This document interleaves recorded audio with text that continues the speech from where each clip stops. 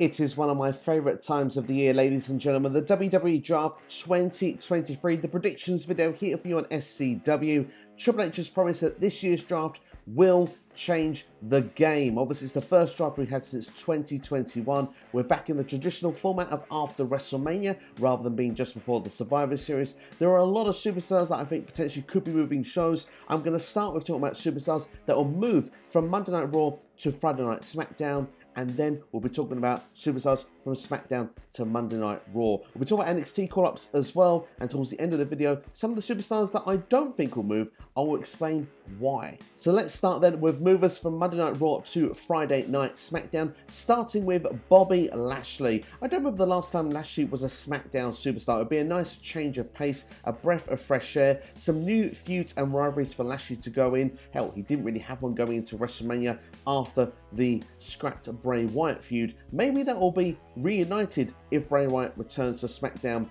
in the future. But one thing's for sure, I want to see Bobby Lashley versus Roman Reigns. It is a long time since we've seen that match, not under the certain gimmicks as well. Bobby Lashley now the Almighty, Roman Reigns the Tribal Chief. We've not seen that match with these current gimmick superstars, so I want to see that match. I think with Lashley on SmackDown, we've got a good chance of seeing that happen. Next will be the Judgment Day. I'm looking forward to this. It seems quite obvious in a way. Rhea Ripley is the SmackDown Women's Champion. It feels like she would definitely be a SmackDown mover. But looking at the rest of the group, I'd like to see them come over. Rey Mysterio currently on SmackDown. You can finish that rivalry off with Rey and Dominik. You've got the LWO there as well, so I think they can finish that feud off, like I say, as a group versus group, if you will. Also, I've got a funny feeling, I've mentioned his name already, Bray Wyatt. I think he will return, and I can see him working with the Judgment Day. I don't necessarily say as friends, but maybe as foe. Wyatt versus Finn Balor versus Damian Priest could be very interesting storylines, and Prison Dom I think could be quite a lot of fun to see Bray Wyatt work with that as well.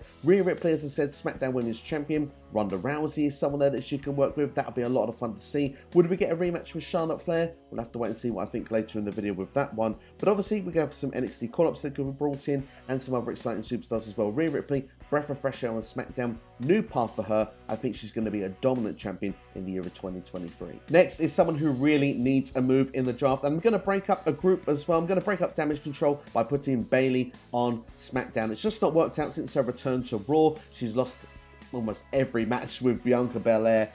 Every feud she's been in as well with a 3-on-1 advantage. Even Becky Lynch, she's come out at the losing end. So for me, the group hasn't really worked. Bayley feels a show of herself. To go back to SmackDown, where she was one of the MVPs during the pandemic era, I think would be a smart move. Whether you want it as a babyface or a heel, for me, I think that's an important move going forward. The breakup of Damage Control can still happen, and you can do the match, the triple threat match at Backlash if you wanted to, or simply just do Dakota Kai versus Bayley if you're having Io Sky going against Bianca Belair on that show.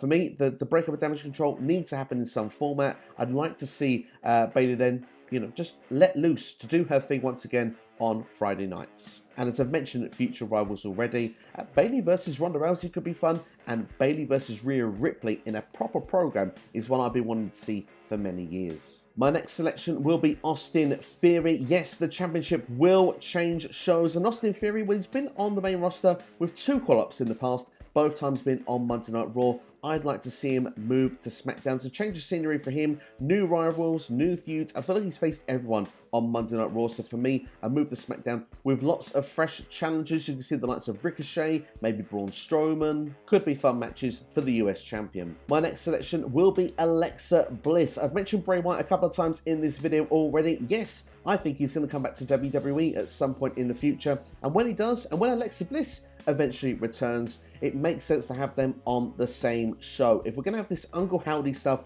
let's not have it on 2 shows. For me, I've said already, I'm not the biggest fan of the storyline. I don't need to see it on Raw and SmackDown. Let's get everybody on one show and we can make it work for once a week rather than overexposing it. So for me, Alexa Bliss would be the mover coming into SmackDown. And like I say, her versus Rhea Ripley could be a lot of fun. Liv Morgan, Raquel Rodriguez. There are fun matches to have with Alexa Bliss moving forward. Also going to select the Empress of Tomorrow, Asuka, because, well, she's faced Bianca Belair so many times. She's faced Becky Lynch so many times. Spoiler alert, I don't have either of them moving in the draft. So for me, it freshens things up nicely for Asuka. Could she perhaps renew that feud with Charlotte Flair? Could she have some new exciting matches going on? There's a very fresh roster for Asuka to face on SmackDown. Plus, I don't remember the last time we've seen Asuka versus Rhea Ripley. I thought that was around WrestleMania 37 time, so to renew that program could be a lot of fun as well. Next for me is Johnny Gargano. It's just not worked out for Johnny on Monday Night Raw. I'm not quite sure what it is. He's a great in-ring wrestler, but the story just hasn't been there for Johnny. Is it the lack of character? I feel we've seen it a lot in NXT though. I've enjoyed Johnny's work in NXT. The recent program with Grayson Waller was a lot of fun to see. He also had his previous group The Way, which was a lot of fun when he was a heel. For me, Johnny Gargano just needs a fresh start. I think SmackDown as a move could make a lot of sense. I've talked about The Way. Well, let's move his wife over with him, Candice LeRae, to come over, because it's been the same for her on Monday Night Raw. I'm not quite sure what's going on with the booking there. Again, great in ring, but the matches just don't seem to connect with the audience because there's not much of a story to be told. I think, again, a fresh start for Candice on SmackDown could be great. She could be a challenger at one point for Rhea Ripley as well. There's some great women for her to mix it up with. We mentioned Bayley already. If Asuka was to come over as well, there's some great matches there, fresh matches as well for Candice LeRae if she was to move over to SmackDown. One more while I'm talking about it, she's currently got a bit of a program going on with Nikki Cross. Let's bring Nikki Cross over as well. She's not doing much on Monday Night Raw since she's gone back to the crazy gimmick. With that crazy gimmick, you can do a lot with it. She can reunite the team with Alexa Bliss. If Alexa wants to go down that dark avenue, she can line herself with Bray Wyatt. She could just be crazy Nikki. Whatever she wants to do, just wants to make friends with Candice LeRae. I'm not quite sure at this point, but one thing is for sure, Nikki Cross to move over to SmackDown is one I will predict. My next selection is Bronson Reed, mainly because I want Wade Barrett to scream Tsunami every single week. There's nobody that does it better. I do think that there's an outside chance that Bronson Reed could be your next United States champion. I just think on Raw he's had win after win, but not really much of a program going forward. He seems to be one of the superstars though that's receiving a push after WrestleMania. Of course, he's in the program with Bobby Lashley right now. Like I said, an impending United States Championship triple threat match coming up, a Backlash. For me, Bronson Reed, I think just with that move to SmackDown, it's fresh scenery, like I said. It's somewhere with familiarity as well, with Wade Barrett and commentary, calling his matches, knowing his background. For me, I think this could be win-win. So Bronson Reed to move over to SmackDown. Let's follow up with Omos, with MVP coming over to SmackDown, because Omos, well, he's an attraction superstar. He's not used each and every week. But if there is going to be a reunited Hurt Business at some point further down the line, we will need MVP on the same brand as Bobby Lashley. So for that, almost an MVP to move over to SmackDown. And I will say the same as well for Shelton Benjamin and Cedric Alexander, because those two are a tag team. It freshens up the SmackDown tag team division just a touch by bringing over a new team. Maybe they get some more TV time. I don't expect them to go back as being tag team champions at any stage, but certainly safe pair of hands, freshens up that division. For me, I think we'll get more TV time as well. Let's break up some more teams. I don't want to do this, by the way, but I think Angelo Dawkins and Montez Ford are getting split up in the draft. I think the Street Profits, they've won every tag team championship there is to win. I don't know what further direction there is to do with them in WWE. If you don't want to do the full-on breakup and you don't want to have, teammate versus teammate, then I think there's a likelihood we could just see him break up in the draft. I think Angelo Dawkins is moving over to SmackDown. My reasoning for it is I think Montez will stay with his wife Bianca on Raw. For that reason, Dawkins, I think, has shown he is more than capable of being someone who can be a worthy solo competitor on his own and won't get lost like a Marty Jannetty. I think he's someone that could challenge for a US title at some point or an Intercontinental Championship, depending if they want to, keep Gunther or keep just that title on SmackDown. For me personally though, I think Dawkins will be a success story. I've mentioned about the Hurt Business as well. You could throw him in that group as well. I don't know. But for me personally, I think that the breakup is going to happen at the Street Profits. I don't want it to happen, but I do feel that Montez Ford is destined to go to the top. But that doesn't mean Dawkins can't be a success on the blue brand of SmackDown. My last one, and again, I don't want to do this, Chad Gable. Both of those teams, Alpha Academy and Street Profits, don't want to be broken up. They've already made a point. We need to go and talk to Adam Pearce. We can't be broken up in the draft. With Chad Gable, it feels a bit more obvious. We've got Otis or Otis being chased by the Maximum Male Models, or more so Maxine Dupree. I think she's going to get her way. I think Otis will stay on Raw and Chad Gable will be moved over to SmackDown. So yeah, Chad Gable will have to effectively start again. But I do think as we go and talk about NXT call-ups, he could get a new Alpha Academy. Almost like a modern day of Team Angle. I'm going for the Creed brothers to be called up from NXT. They've been former NXT Tag Team Champions. They've recently lost a Tag Team Championship match with Gallus. It was a three-way on NXT TV. So I think they're ready to come up and, just be called up to the main roster. I think with Chad Gable would be a fun trio as well. Chad could be the single star.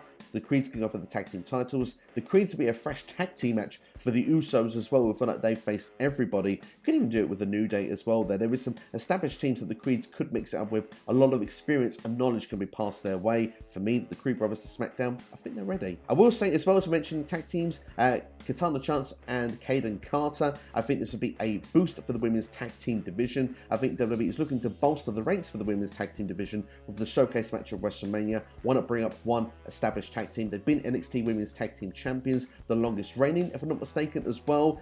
So yeah, at the same time for me, I think bring them up. They can go against, the champions, Liv and Raquel. You've got Ronda and Shayna. You've now currently got Chelsea and Sonya Deville as well. So yeah, I think there's a lot of people that can mix it up there. And for me personally, I'm down with this. I think this would make a lot of sense to do. Last but not least then, of the NXT call-ups, let's talk about Roxanne Perez. That's right. She's a former NXT Women's Champion. She's only 21 years old, but man, she's ready. She's just ready.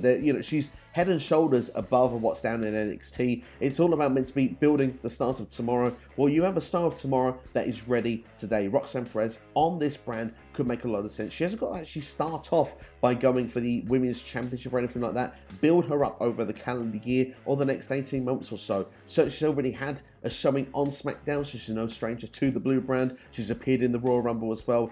Need I say more, Roxanne Perez is going to be one of the top stars in WWE for many, many years to come. But for me, at this moment, it's a proving ground for her, and I think that she could definitely swim amongst the Sharks on SmackDown. Let's move things over then to Monday Night Raw. I'm going to start with Drew McIntyre to move over because, well, he's faced everybody on SmackDown. He's the person who needed to move most in the last draft. I think he's one that needs to move almost the most in this draft. To move over to Raw, you've got new challenges there, and I think a heel turn would make most sense. I'd like to see a heel Drew going against Cody Rhodes. Both have been released or have gone from the company previously, built their stock up, built their names up, come back, and then, both gone on to become main eventers. I think Drew can have a bit of a jealousy factor. The fact that Cody came back and almost feels like everything was handed to Cody. It could be something about this building Cody to the main event. Rhodes to the championship if you want.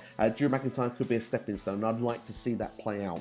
As well as that, Drew McIntyre versus Seth Rollins is one I'd like to see as well. We've not seen that rivalry take place, so for me, Drew could be a perfect heel main eventer on Monday Night Raw. So I think personally for me, rather than be stuck in the IC title picture, I think it makes sense for Drew to go to the top once again. Speaking of the Intercontinental Championship, yes, Gunther to Monday Night Raw. If you're going to move the US title over to SmackDown, you've got to move the Intercontinental Championship over to Monday Night Raw. Gunther with Imperium for me could be just what Monday Night Raw needs because Gunther is destined to be a main eventer as well. It feels at this moment he will probably break the Honky Tonk Man's record as IC champion. With Imperium moving over as well, that's a top tag team to freshen up the ranks on Monday Night Raw.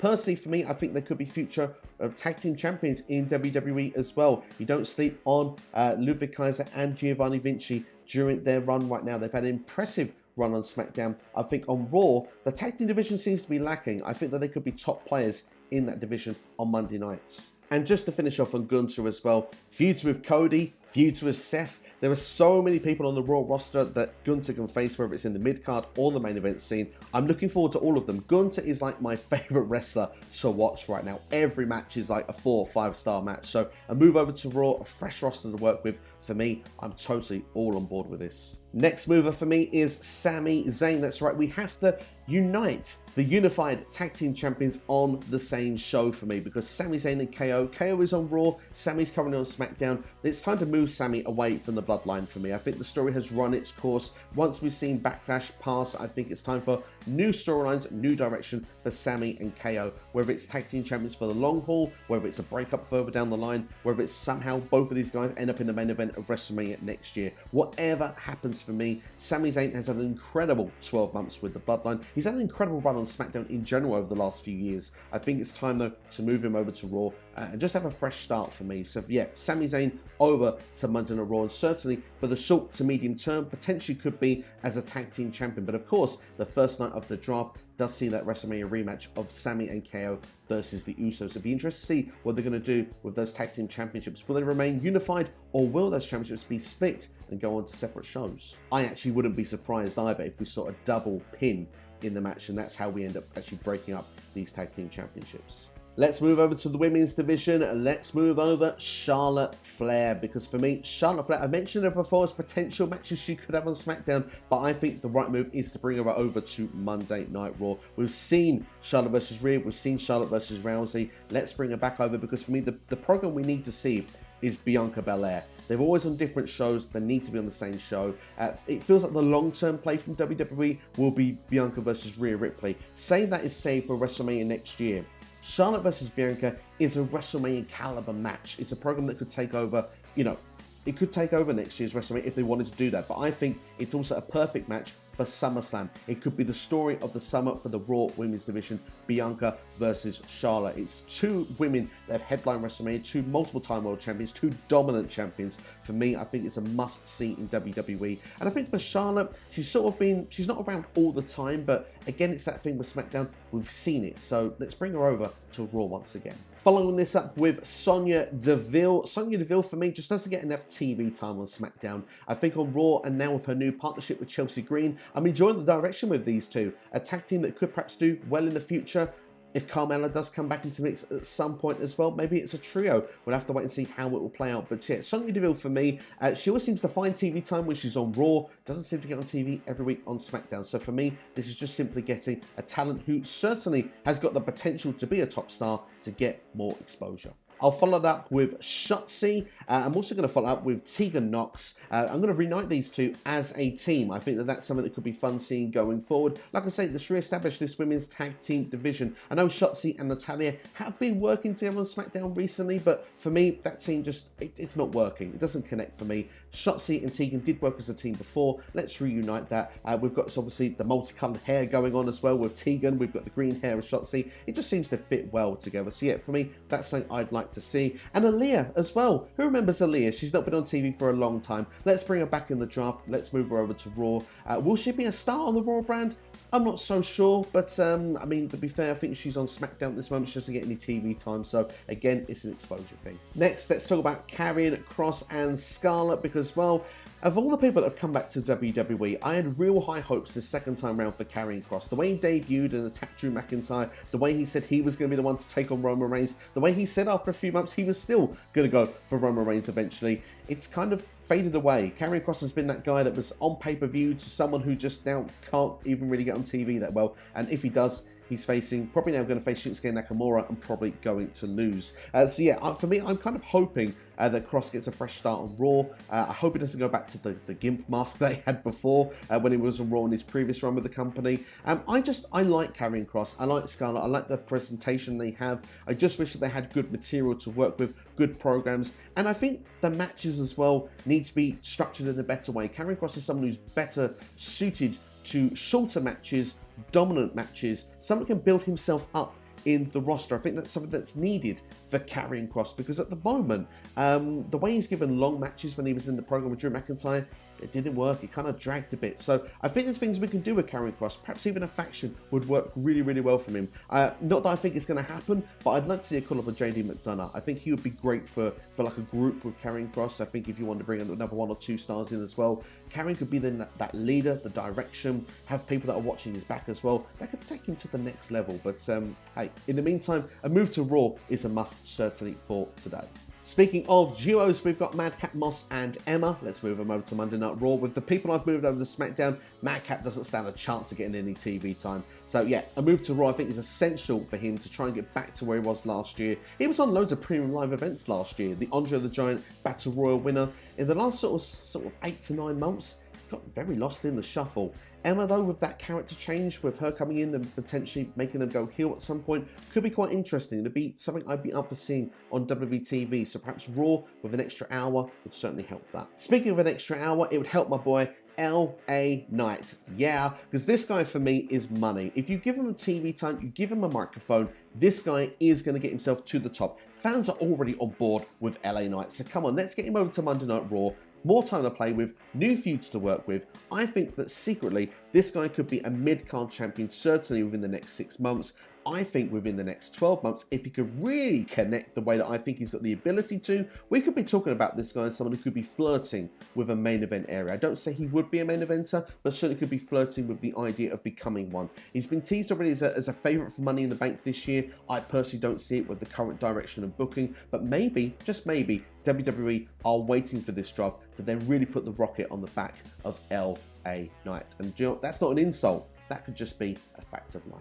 Next prediction is breaking teams up once again, because there's been rumours that Pete Dunne will be Pete Dunne once again. Butch will be no more. So for me, for that reason, I'm going to predict that Pete Dunne will move over to Monday Night Raw. For me personally, to have matches with Gunther as well as Pete Dunne, I think would be really exciting. And yeah, I mean, like I said, there's a whole roster for him to work with some exciting matches and prospects. So yeah, Pete Dunne to come back for me is something I'm really looking forward to seeing, if that rumour is true. A couple of tag teams to finish off with then before we go to the NXT call-ups. Going to start off with the Viking Raiders, and just because they faced everybody on SmackDown, there's purely no other reason for it. I think that you know, with Eric Ivar and Valhalla going to Monday Night Raw, just give them something different to do. But they found TV time on SmackDown. They found themselves a prominent role, but when you faced the likes of Braun Strowman, Ricochet, the New Day, the Usos, you faced near enough everybody there is to face. So for me, freshen things up and strengthen that Raw tag team division, which seems to be really lacking right now. The Viking Raiders could be a big deal on Monday nights. And same for Hit Row as well. I think they might get some TV time.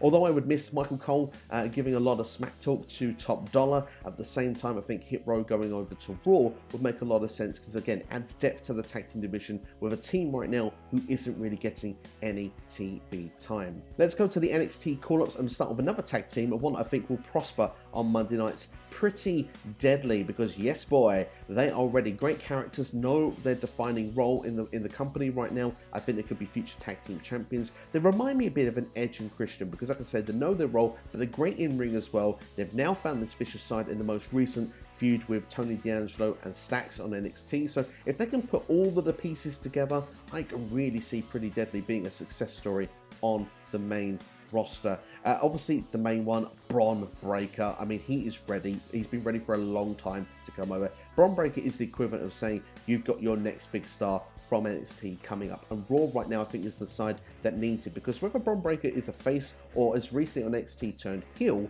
Bron Breakker's got some great matches to look forward to. Like I say, you look at that top end of the card, Cody Rhodes, Seth Rollins if Bron is a heel. Right now you also have the likes of Bobby Lashley and Austin Theory if they don't move over. If they get my way and we get Gunther and Drew McIntyre, just think of all those matches. They all sound amazing. KO, Sami Zayn as well. Bron Breakker have a lot of talent to work with, and I mean, for me, I would build him up personally, but I think that definitely he is one of the definite stars of tomorrow. Same could be said as well for Grayson Waller. I think the Waller effect certainly has been effective in NXT. I'm keeping an eye on him because he's actually gone for the NXT Championship a lot in recent months. Bron Breakker was one person he went for. Now he's already going against Carmelo Hayes. I think this just could be a trick where he loses that match and instantly gets his call up. And I think Raw is the right place for him. He's had history being on Monday Night Raw. Of course, he actually had a feud with AJ Styles at that point. He's had a rivalry as well with Johnny Gargano. So he's faced people on the main roster in successful storylines. So for me personally, I think Grayson Waller is potentially a shoe-in, as he likes to use the golden shoe a lot, for a draft call-up, and I think Monday Night would be the right place for him. Cora Jade is another one I can see being called up to Monday Night Raw, of course the real-life partner of Bron Breakker, but WWE are meant to be really high on Cora Jade, seeing like her to be like the next Sasha Banks. She certainly has got a lot in her arsenal as well. She's been very effective with her time in NXT. She was the star of War Games the first year that they did it. She's had some great rivalries as well with the likes of Roxanne Perez as well, Mandy Rose when she was in the company. So Cora Jade for me is someone that definitely ticks a lot of the boxes. I'd look forward to seeing a match with Cora Jade and Bianca Belair as well. Like I mentioned, if Io Sky was to stay on Raw as well, that's a fantastic match to see. Becky Lynch, if we get my way with Charlotte moving over as well, a lot of people can pass a lot of experience over to Cora Jade. A lot of exciting matchups as well. So for me, hope this one does happen. Although Cora Jade yet to become an NXT Women's Champion, is there unfinished business if she was to be called up now. I have a feeling Ilya Dragunov could be called up to the main roster as well. If I get my way, like I said, if Gunther moves over to Raw, you put them on the same show. Triple H has always been high on Ilya Dragunov back from the NXT UK days. I can see him being a future mid-card champion in WWE in the short term for sure. Yeah, Dragunov Gunther had some 5-star classics, so to bring that to the main roster of TV would be awesome to see. But of course, he's not long been in NXT. He's not been NXT champion yet, so maybe there is some things still to do for Ilya Dragunov in the meantime. But yeah, the sooner we can get Ilya Dragunov versus Gunther again, the better in my book. The last name we're going to mention then for call-ups is Cameron Grimes, because, well, he's been MIA off WWE TV since his rivalry with Joe Gacy. I want to say like September time last year. Cameron Grimes, to me, is probably waiting for that opportunity to be brought in. I don't know if it's going to be a change of look, a change of gimmick, a change of character. For me, I hope he goes back to Money Grimes. I think he could be doing a lot of fun stuff with Baron Corbin, for example, to start off with. Just if Corbin's sort of going on that losing streak again, everything's going wrong around him. Cameron Grimes was fun with that money stuff before. And also, remember the Grimes and LA Knight program as well for the $1 Million Championship. That could be quite fun as well if they wanted to revisit something like that in the future. So yeah, for me, Cameron Grimes, before when I've talked about this, I said I was thought he'd be a great fit for SmackDown.